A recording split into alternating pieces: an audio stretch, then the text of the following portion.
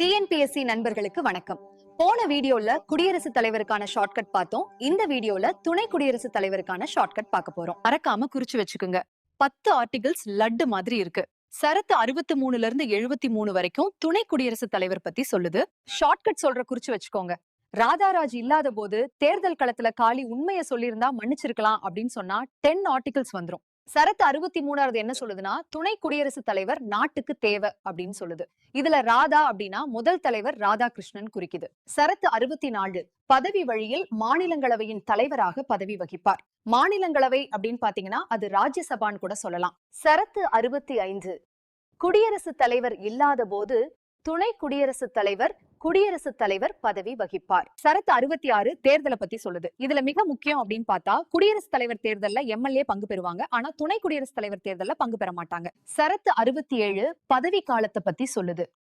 துணை குடியரசுத் தலைவர் பதவியேற்ற நாளிலிருந்து 5 ஆண்டுகள் சொல்லலாம். சரத்து 68 காலி இடத்தை நிரப்புதல். காலி இடம் அப்படிங்கிறது பதவி இறப்பு, பதவி விலகல், பதவி நீக்கம் காரணமா காலியாகும். அதை பத்தி சொல்றது. சரத்து 69 பதவி பிரமாணம் பத்தி சொல்லுது. குடியரசுத் தலைவர் முன்னிலையில் பதவி பிரமாணம் எடுத்துக்கொள்கிறார். சரத்து 70 என்ன சொல்லுதுன்னா, குடியரசுத் தலைவரின் செயல்பாடுகள் அவருடைய பணிகள் என்று கூட சொல்லலாம். சரத்து 71 என்ன சொல்லுதுன்னா, குடியரசுத் தலைவர் துணை குடியரசுத் தலைவருடைய தேர்தலை பத்தி சொல்லுது. இதுக்கு முன்னால 54.66 இது தனித்தனியா தேர்தலை பத்தி சொல்லும். சரத்து 72 என்ன சொல்லுதுன்னா, குடியரசுத் தலைவரின் மன்னிக்கும் அதிகாரத்தை பத்தி சொல்லுது. கடைசி சரத்து என்ன சொல்லுதுன்னா, 73வது அதிகார நீட்டிப்பு அப்படின்னு சொல்லலாம். அதிகார நீட்டிப்புன்னா உச்சபட்ச அதிகாரத்தை பற்றி சொல்றது. மொத்தம் 10 ஆர்டிகல்ஸ் தெளிவா படிச்சிட்டோம். இது மாதிரி வீடியோ தொடர்ந்து வர எங்களுக்கு சப்ஸ்கிரைப் பண்ணுங்க, சப்போர்ட் பண்ணுங்க, லைக் பண்ணுங்க, ஷேர் பண்ணுங்க.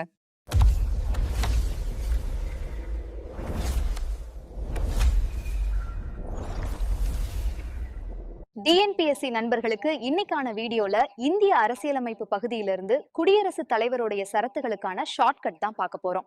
மறக்காம குறிச்சுக்கோங்க.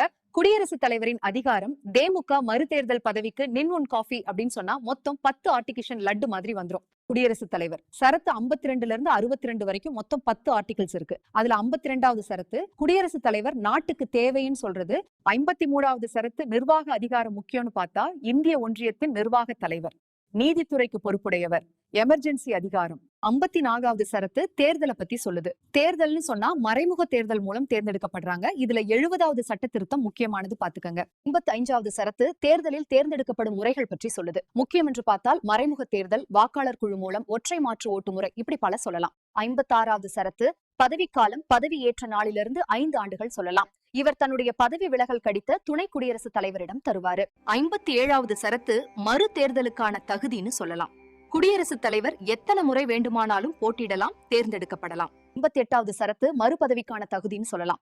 இந்திய குடிமகனா இருக்க வேண்டும், 35 வயது நிறைந்தவரா இருக்கணும், லோக்சபைக்கு போட்டியிட தகுதி பெற்றவராக இருக்கணும். 59வது சரத்து அந்த பதவிக்குரிய நிபந்தனைகள் அதிகாரப்பூர்வ குடியிருப்பு, சம்பளம், பிற வசதிகள். ஜனாதிபதியின் சம்பளம் இந்திய அரசு தொகுப்பு நிதியிலிருந்து வழங்கப்படுகிறதுன்னு சொல்லலாம். 60வது சரத்து உறுதிமொழி மற்றும் பதவி பிரமாணம். உச்ச நீதிமன்ற தலைமை நீதிபதி முன்பு பதவி பிரமாணம் எடுத்துக்கொள்கிறார். தலைமை நீதிபதி இல்லாத போது உச்ச நீதிமன்ற மூத்த நீதிபதி பதவி 61வது சரத்து பதிவு நீக்க செய்ய பின்பற்றப்படும் நடைமுறைகளும் சொல்லலாம்.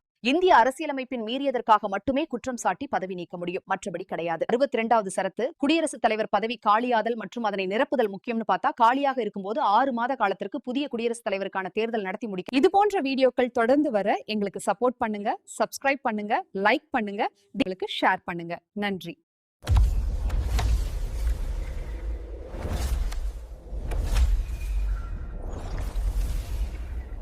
டிஎன்பிஎஸ்சி நண்பர்களுக்கு இந்த வீடியோல குடியரசுத் தலைவருக்கான பெயர்களை ஷார்ட்கட் பார்க்க போறோம். அப்புறம் நம்ம சேனல்ல சப்ஸ்கிரைப் பண்ணி சப்போர்ட் பண்ண நண்பர்களுக்கு நன்றி. நம்ம ஷார்ட்கட் பாக்குறதுக்கு முன்னாடி கடந்த 5 ஆண்டுகளா குடியரசுத் தலைவரின் பெயர்கள் தொடர்பாக எத்தனை கேள்விகள் கேட்டிருக்கான்னு பார்க்கலாம், என்னென்ன வடிவில கேட்டிருக்கான்னு பார்க்கலாம். முதல் கொஸ்டின் பாருங்க, குடியரசுத் தலைவரின் பதவி காலத்தை பொறுத்து வரிசைப்படுத்துகன்னு கேட்டிருக்காங்க. அப்படியே பார்த்துட்டு வாங்க. 4வது கேள்வி பாருங்க, குடியரசுத் தலைவர் அவர் அடுத்த கேள்வி பதவிக்கால அடிப்படையில ஜனாதிபதி வரிசைப்படுத்துன்னு கேட்டிருக்காங்க. அடுத்த கேள்வி குடியரசுத் தலைவர் அவர் பதவி வைத்த காலம் கேட்டிருக்காங்க. சோ நாம இதுல இருந்து தெரிஞ்ச வேண்டியது என்னன்னா, ஆரம்பத்துல வாட் இஸ் வாட் அப்படின்னு கேட்டிருந்த கொஸ்டின்ஸ் போய் இப்பெல்லாம் ஸ்டேட்மெண்ட் கொஸ்டின்ஸ் கேட்க ஆரம்பிச்சிட்டாங்க. RRJ கார்ஸ் விசிட் நப்பர்டி அப்படின்னு சொன்னீங்கன்னா மொத்தம் 15 குடியரசுத் தலைவர்கள் பெயர்கள் வந்துரும். ஒன்னும் இல்லைங்க, ஃபர்ஸ்ட் லெட்டர் ஆங்கிலத்துல வச்சிருக்கேன், அவ்வளவுதான். முதல்ல இருக்கிற ஆர் பாத்தீங்கன்னா ராஜேந்திர பிரசாத், ரெண்டாவது இருக்கக்கூடிய ஆர் பாத்தீங்கன்னா ராதாகிருஷ்ணன், மூணாவதுல இருக்கக்கூடிய ஜே பாத்தீங்கன்னா ஜாகிர் ஹுசேன், நாலாவது பாத்தீங்கன்னா சி வச்சிருக்கேன், அது வந்து பாத்தீங்கன்னா கிரி, அஞ்சாவது பாத்தீங்கன்னா ஏங்கிறது பக்ருதீன் அலி, ஆறாவது பாத்தீங்கன்னா ஆர் நீலம் சஞ்சீவி ரெட்டி, ரெட்டிக்கு தான் ஆர் வேறு, ஏழாவது பாத்தீங்கன்னா எஸ் வச்சிருக்கேன், அது ஜெயின் சிங் சிங்க் வச்சிருக்கேன், எட்டாவது பாத்தீங்கன்னா வெங்கட்ராமன், ஒன்பதாவது பாத்தீங்கன்னா சங்கர தயாள் சர்மா வச்சிருக்கேன், பத்தாவது பாத்தீங்கன்னா நாராயணன், 11வது பாத்தீங்கன்னா அப்துல் கலாம், 12வது பாத்தீங்கன்னா பிரதீபா பாட்டில், 13வது பாத்தீங்கன்னா பிரணாப் முகர்ஜி. வந்து எதுக்குமே போடல, சென்டென்ஸ்க்காக போட்டிருக்கேன். 14வது பாத்தீங்கன்னா ராம்நாத் கோவிந்த், 15வது பாத்தீங்கன்னா திரௌபதி முர்மு. அவ்வளவுதாங்க, எளிமையா வச்சுக்கலாம். இது போன்ற வீடியோக்கள் தொடர்ந்து வர எங்களுக்கு சப்போர்ட் பண்ணுங்க, சப்ஸ்கிரைப் பண்ணுங்க, லைக் பண்ணுங்க, ஷேர் பண்ணுங்க. நன்றி.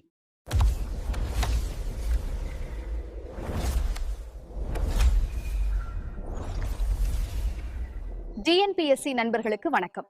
போன வீடியோல குடியரசுத் தலைவரின் பெயர்கள் பார்த்தோம். இந்த வீடியோல ஆளுநருடைய சரத்துக்கள் ஷார்ட்கட் பார்க்க போறோம். ஷார்ட்கட் பாக்குறதுக்கு முன்னாடி கடந்த 5 வருஷமா ஆளுநர் சம்பந்தமா எத்தனை கேள்விகள் கேட்டிருக்காங்க அப்படின்னு ஃபர்ஸ்ட் பார்த்துட்டு வந்துடலாம். முதல் கேள்வி பாருங்க, ஆளுநருடைய சரத்துக்கள் கொடுத்துட்டு அது எது தொடர்புடையதுன்னு கேட்டிருக்காங்க. அடுத்த கேள்வி பாருங்க, ஆளுநர் சம்பந்தமா பொறுத்துக கேட்டிருக்காங்க. இந்த கேள்விகள்லாம் பார்க்கும் பொழுது என்னன்னா, இனி வரக்கூடிய காலங்கள்ல எல்லாமே ஸ்டேட்மெண்ட் கொஸ்டின் தான் வரும், டைரக்ட் கொஸ்டின் வராது அப்படிங்கிறது தெளிவா தெரியுது. ஆளுநரின் அதிகாரம் நிபந்தனைக்கு உட்பட்டது என மன்னிக்கும் அதிகாரத்தை நீட்டித்தல் அப்படின்னு சொன்னா மொத்தம் 10 ஆர்டிகல்ஸ் லட்டு மாதிரி வந்துரும். மிக எளிமையா வச்சுக்கலாம்.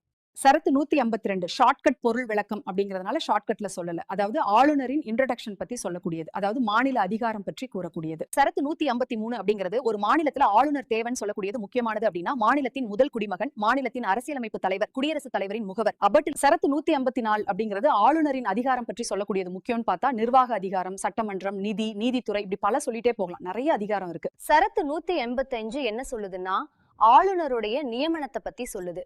ஆளுநரை குடியரசுத் தலைவர் நியமனம் செய்கிறார். சரத்து 156 ஆளுநரின் பதவி காலத்தை பற்றி சொல்லுது. முக்கியம்னு பார்த்தா 5 ஆண்டுகள் சொல்லலாம். குடியரசுத் தலைவர் எந்த நேரத்திலும் ஆளுநரை பதவி நீக்க முடியும். சரத்து 187 என்ன சொல்லுதுன்னா ஆளுநருடைய தகுதிகள் பத்தி சொல்லுது. முக்கியம்னு பார்த்தா இந்திய குடிமகனா இருக்க வேண்டும், 35 வயது நிரம்பியவராக இருக்க வேண்டும். சரத்து 188 பாத்தீங்கன்னா நிபந்தனைகள், அதாவது கண்டிஷன்ஸ் பத்தி சொல்லுது. முக்கியம்னு பார்த்தா மத்திய அரசாங்கத்திலோ அல்லது மாநில அரசாங்கத்திலோ சம்பளம் வாங்கும் அரசு பணியினை வகிக்க கூடாது. சரத்து 189 என்ன சொல்லுதுன்னா உறுதிமொழி பத்தி சொல்லுது. முக்கியம் பார்த்தா மாநிலத்தின் உயர்நீதிமன்ற தலைமை நீதிபதி பதவி பிரமாணம் செய்து வைக்கிறார், நியமிக்கிறது குடியரசுத் தலைவர். அதை மறந்துடா. சரத்து 160 பாத்தீங்கன்னா ஆளுநரின் செயல்பாடுகள், ஆளுநர் ஒரு மாநிலத்துல எவ்வாறு செயல்படுகிறார் அதை பத்தி தெளிவா சொல்லும்.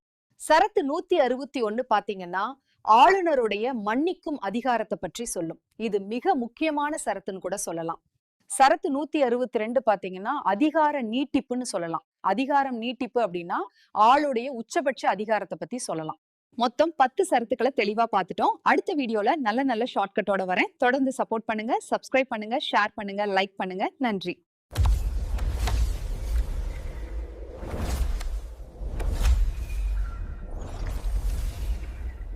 டிஎன்பிஎஸ்சி நண்பர்களுக்கு வணக்கம். தொடர்ந்து நம்ம சேனலை சப்ஸ்கிரைப் பண்ணி சப்போர்ட் பண்ற அனைவருக்கும் நன்றிகள் பல. வாங்க வீடியோக்குள்ள போகலாம். மத்திய அமைச்சரவையில இருக்கக்கூடிய சரத்து 74 இருந்து 78 என்ன சொல்லுதோ அதை அப்படியே காப்பி பேஸ்ட் பண்ண மாதிரி போடுங்க. 163 இருந்து 167 வரைக்கும். அவ்வளவுதாங்க, மாநில அரசு வந்துரும்.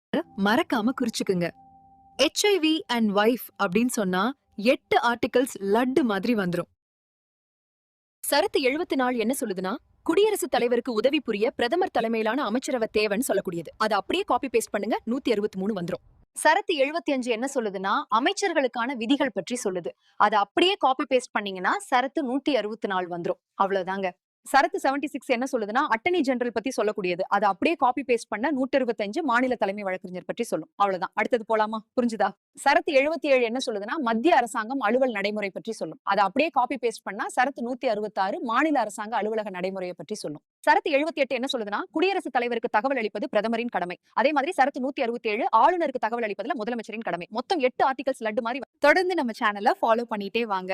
இதே போன்று ஷார்ட்கட் போட்டு படிச்சா 395 ஆர்டிகல்ஸும் படிச்சிடலாம். நான் கேரண்டி உங்களால முடியும். நன்றி.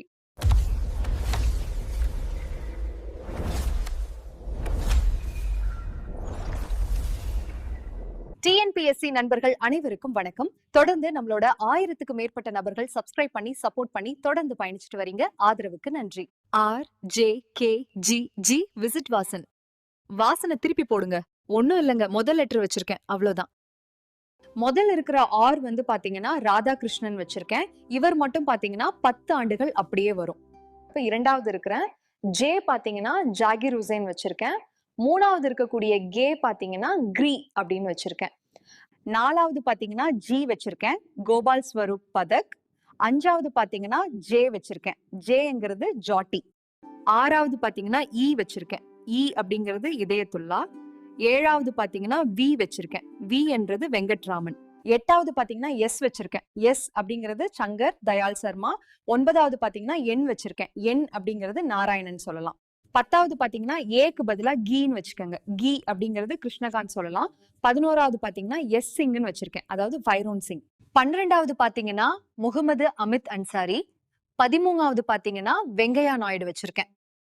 14வது பாத்தீங்கன்னா ஜே வச்சிருக்கேன், ஜெகதீப் தன்கர். 15வது பாத்தீங்கன்னா தற்போதைய தலைவர் ராதாகிருஷ்ணன். இது மிக முக்கியமான கேள்வி. தொடர்ந்து நம்ம சேனலை சப்போர்ட் பண்ணிய நண்பர்களுக்கு வணக்கம். மறக்காம சப்ஸ்கிரைப் பண்ணுங்க, லைக் பண்ணுங்க, ஷேர் பண்ணுங்க. நன்றி.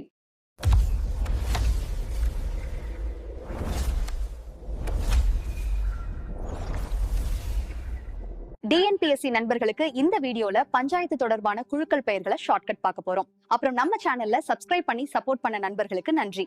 வாங்க ஷார்ட்கட்டுக்கு போறதுக்கு முன்னாடி நம்ம டிஎன்பிஎஸ்சி தேர்வுகள்ல கடந்த 5 ஆண்டுகளா கேட்கப்பட்ட கேள்வித்தாள்களின் வினாக்கள் எப்படி கேட்டிருக்காங்கன்னு பார்க்கலாம். அடுத்த கேள்வி பாருங்க, ஒரு குழுவை கொடுத்துட்டு அது தொடர்புடைய கருத்துக்கள்ல தவறானதுன்னு கேட்டிருக்காங்க. அடுத்த கேள்வி பாருங்க, பஞ்சாயத்து ராஜ் குழுக்களை கொடுத்துட்டு கால வரிசைப்படுத்து. சோ நாம இதுல இருந்து தெரிஞ்சுக்க வேண்டியது என்னன்னா, வாட் இஸ் வாட் அப்படி கேட்டது போய் ஸ்டேட்மெண்ட் கொஸ்டின் நிறைய வர ஆரம்பிச்சிருச்சு. சரி வாங்க ஷார்ட்கட்டுக்கு போலாம். பள்ளமாத்த ராசிபார் தூங்கான் அனுமன் தந்த வாழ் அப்படின்னு சொன்ன 8 குழுக்கள் லட்டு மாதிரி வந்துரும். முதல்ல இருக்கிற பல் பாத்தீங்கன்னா பல்வந்தராய் மேத்தா குழு. முக்கியம்னு பார்த்தா பஞ்சாயத்து ராஜ்யத்தின் மகாசாசனம் அப்படின்னு சொல்லலாம். 3 அடுக்கு பஞ்சாயத்து முறை சொல்லலாம். மாத்த அப்படிங்கிறது பாத்தீங்கன்னா அசோக் மேத்தா குழுன்னு சொல்லலாம். முக்கியம்னு பார்த்தா 2 அடுக்கு பஞ்சாயத்து முறையை பின்பற்றணும் அப்படின்னு சொல்லுச்சு. ரா அப்படிங்கிறது GVK ராவ் குழுன்னு சொல்லலாம். முக்கியமா பார்த்தா திட்டக்குழு கிராமப்புற மேம்பாடு, வறுமை ஒழிப்பு திட்டங்களுக்கு முக்கியத்துவம் கொடுத்தது. சி அப்படிங்கிறது பாத்தீங்கன்னா LM சிங்வி குழு, முக்கியமானது, ராஜீவ்காந்தி அரசாங்கத்தால் அமைக்கப்பட்டதுன்னு சொல்லலாம். வறுமை ஒழிப்பு திட்டங்களுக்கு புத்துயிர் தந்தது அப்படின்னு சொல்லலாம். தூங் அப்படிங்கிறது பாத்தீங்கன்னா தூங்கோன் குழுன்னு சொல்லலாம். முக்கியம்னு பார்த்தா மாவட்ட திட்டத்திற்காக அரசியல் மற்றும் நிர்வாக அமைப்பை உருவாக்க வேண்டும் அப்படின்னு சொல்லுச்சு. கான் அப்படிங்கிறது பாத்தீங்கன்னா காட்கல் குழுவின்னு சொல்லலாம். முக்கியம்னு பாத்தீங்கன்னா காங்கிரஸ் அரசாங்கத்தால் பஞ்சாயத்து அமைப்புகளுக்கு கொள்கை மற்றும் திட்டங்களை வரையறுக்க கொண்டு மேல இருக்கக்கூடிய அனுமான் அப்படிங்கிறது பாத்தீங்கன்னா அனுமந்த ராவ் குழு. முக்கியமா பார்த்தா மாவட்ட திட்டங்கள்ல இருந்து வேறுபட்ட பரிமாணத்தை இக்குழு பரிந்துரைத்தது. அடுத்து லாஸ்ட் குழு பாத்தீங்கன்னா தந்தவாள் குழுன்னு கூட சொல்லலாம். முக்கியம்னு பார்த்தா தொகுதி அளவிலான திட்டமிடல் குறித்து இந்த குழு பரிந்துரைத்தது. இப்ப பார்த்த ஷார்ட்கட்ல இல்லாத கேள்விகளே கிடையாது. ஏன்னா பஞ்சாயத்து ராஜ்யத்திற்கு ரொம்ப முக்கியத்துவம் கொடுப்பாங்க. அதுலயும் இந்த குழுக்கள் ரொம்ப ரொம்ப முக்கியம். மிஸ் பண்ணாம படிங்க. நன்றாக இதை ஈஸியா வச்சுக்க. ஆண்டுகள் பாருங்க, 57, 77 மற்றும் 78. அடுத்தது பாத்தீங்கன்னா 84னா 86 ஒரே கண்டினியூவா வரும். தொடர்ந்து நம்ம சேனல்ல வாட்ச் பண்ணுங்க, சப்ஸ்கிரைப் பண்ணுங்க, லைக் பண்ணுங்க, ஷேர் பண்ணுங்க. நன்றி, வணக்கம்.